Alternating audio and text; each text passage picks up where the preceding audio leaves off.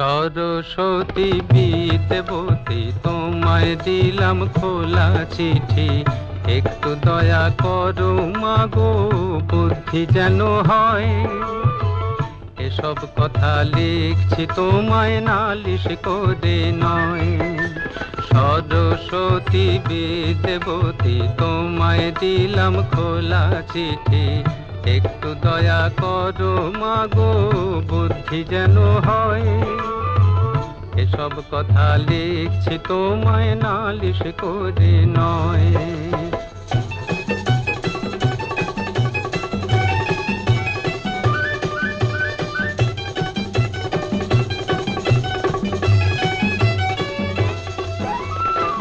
শুনলে তোমার দুঃখ হবে মাগো,